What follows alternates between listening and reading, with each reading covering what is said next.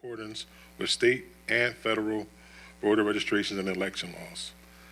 The city commissioners were created by the Pennsylvania Assembly in 1711 with a focus on taxation and held various regulatory powers throughout the centuries. The commissioners started maintaining voter lists in 1799 and took on more election-related responsibilities, but didn't emerge into its current form until the adoption of Philadelphia Home Rule Charter in 1951. We will start off with public comments. Before beginning their comments, commenters shall state where they live or if they are not a resident of Philadelphia, and that they are a Philadelphia taxpayer. Public comment is not an opportunity for dialogue or Q&A. It is a public comment, a chance for you to tell us what you think. Each speaker will have 2 minutes to speak. However, I may extend the time at my discretion. Public comment must concern matters on today's meeting agenda. Finally, it is my responsibility to preserve the order and decorum of the meetings. As such, profane, slanderous, discriminatory, or personal attacks will not be tolerated. If you wish to make a public objection to a perceived sunshine violation, please raise your hand and I will recognize you. Outbursts will not be tolerated. Anyone wishing to offer public comment, please step forward.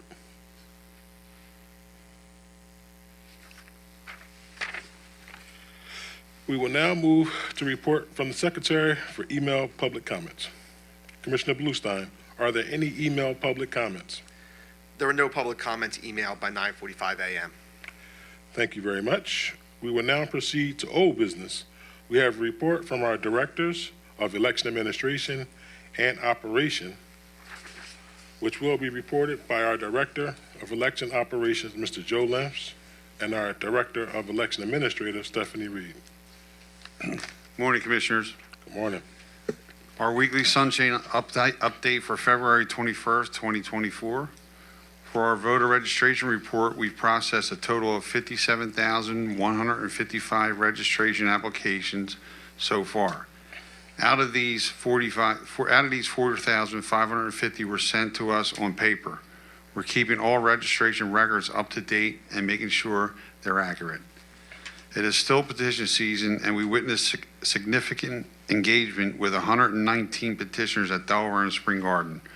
Our petition check-in hours extend from 8:30 a.m. to 7 p.m., Monday through Thursday, with additional hours on Fridays if needed, and over the weekend from 8 a.m. to 4:30 p.m.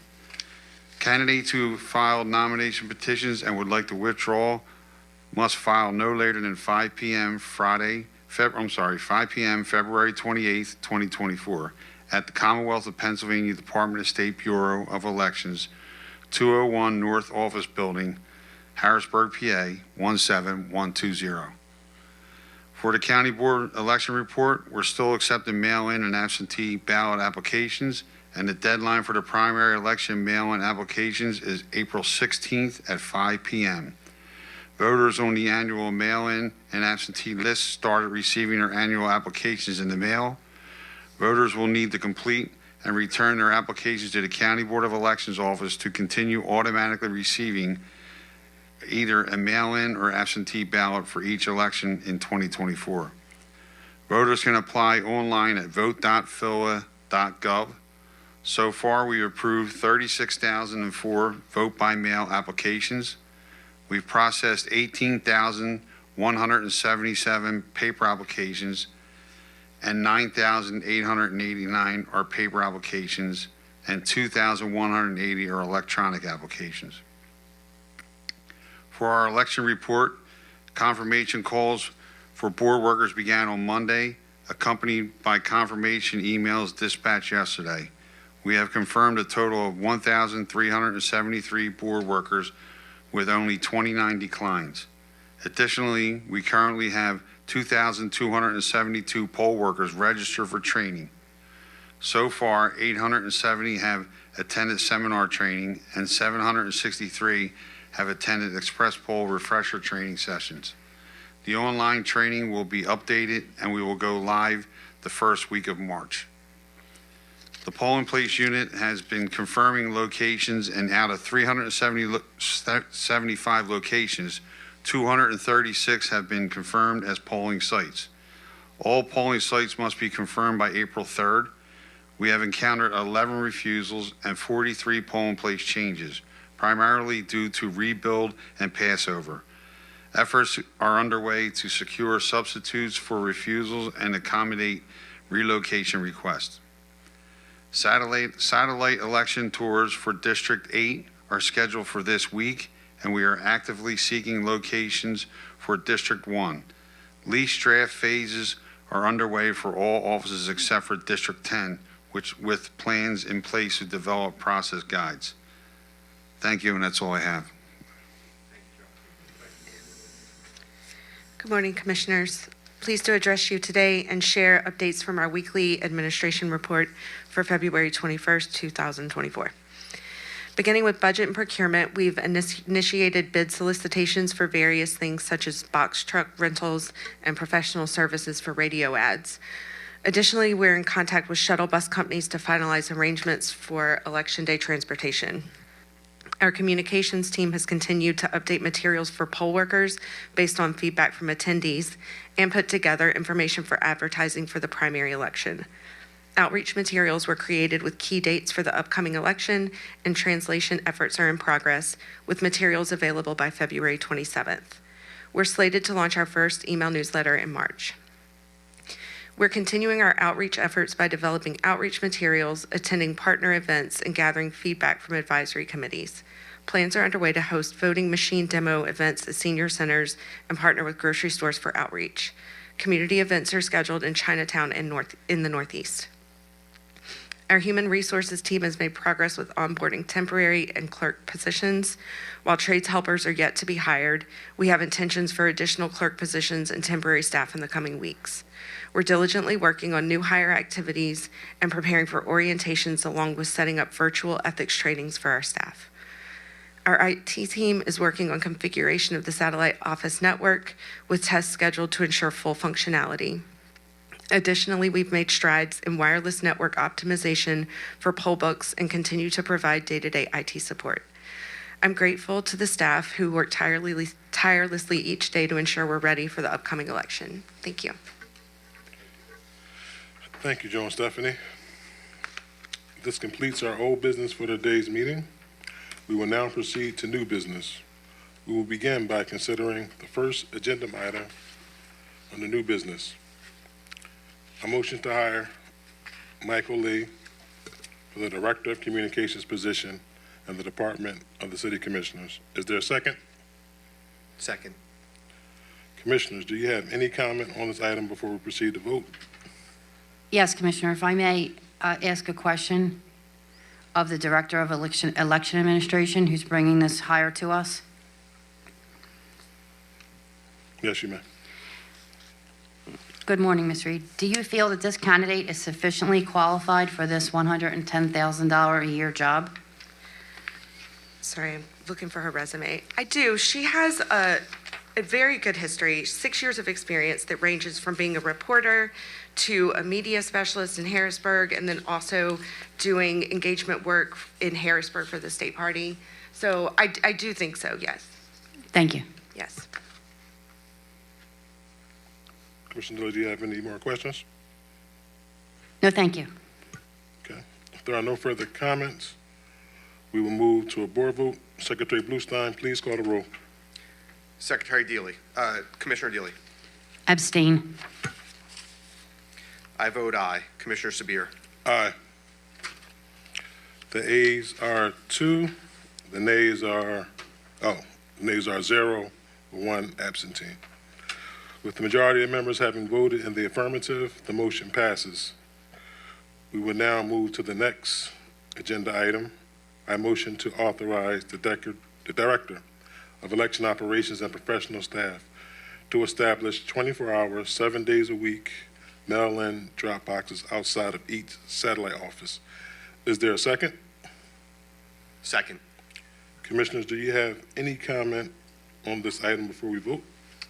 Yes, Mr. Chairman. I make a motion to table this motion in order to give the staff time to consider the overall impact to our overall level of service that this will cause. Is there a second? No, Mr. Chairman. Okay, Mr. Chairman, may I now speak on the motion? yes, you may. This is about numbers. The number of drop boxes that we can install is limited by the number of collection teams that we can recruit from city employees to lock them on election night. We also want to provide the largest number of total locations around the city where voters can return their ballot to us if they choose not to use the post office. In 2020, for example, a voter could either drop off their ballot to a satellite office during the hours which they were open, or they could drop it in a drop box. But this motion is changing 10 of these locations from an or to an and. This plan to put them outside the satellite offices sounds like a great idea. I'm sure there's a press release ready to go, but in reality, it will result in less overall services to the voters. It would make it easier for the staff to do their daily ballot collections because it would be less locations they would have to visit. But that is precisely the reason why this is bad for voters, less locations. Picture a map where each pin is a location where a voter could return their ballot, either a drop box or satellite office. We want more pins in that map so that there is a greater likelihood that there is a location within walking distance or a quick drive for a voter who wants to use that service. Take, for example, the plan that I was working towards, which would have had us at 72 drop boxes, at least one per ward, and 10 satellite offices, or 82 different pins in the map where people could drop off their ballots. If this motion were to pass, then that number would fall to 72. Now, I know what some would say, just add 10 more boxes elsewhere to make up for this. But as you know, we are already struggling to recruit enough teams to add more boxes. We are nowhere near 72. I am all for adding more boxes, but to areas that are not already serviced by a satellite office. I get the argument that the satellites are not 24/7. If the time comes when we have at least one box per ward and more city employees willing to lock the boxes on election night, then we should revisit this question and add them to satellites. But until that time comes, we should focus on filling in the holes that exist around the city for ballot return options, especially since many of those holes are in Black and brown communities. Lastly, this is putting the cart before the horse. We do not have leases for most of these spaces. Will a landlord allow us to drill holes in their concrete to install a drop box in a shopping center without a lease? Probably not. I would ask my colleagues to join me in voting for additional locations and not less, but voting in the negative. Thank you. Thank you. Mr. Bluestein, please call the roll. Commissioner Deeley. No. I vote aye. Commissioner Sabir. Aye. The ayes are 2, the nays are 1. With the majority of members having voted in the affirmative, the motion passed. We will now move to the other business portion of our agenda. Commissioner Deeley, do you have any other business to be raised at this meeting? Yeah, Commissioner, thank you. I just wanted to note, although I could not make last week's meeting, had I been here, I would have voted in the affirmative for both the satellite offices and the administrative hire. Commissioner Bluestein, do you have any other business to be raised at this meeting? Thank you, Mr. Chairman. I have none. I have slight item, just any of the board members I refer to as Chairman Sabir and not Commissioner Sabir. Hearing no other business, I motion to adjourn today's meeting. Is there a second?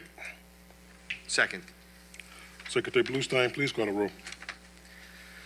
Commissioner Deeley.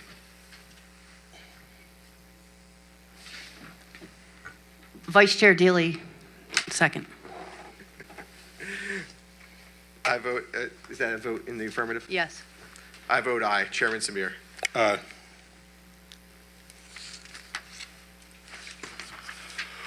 The motion to adjourn passes. This meeting is adjourned.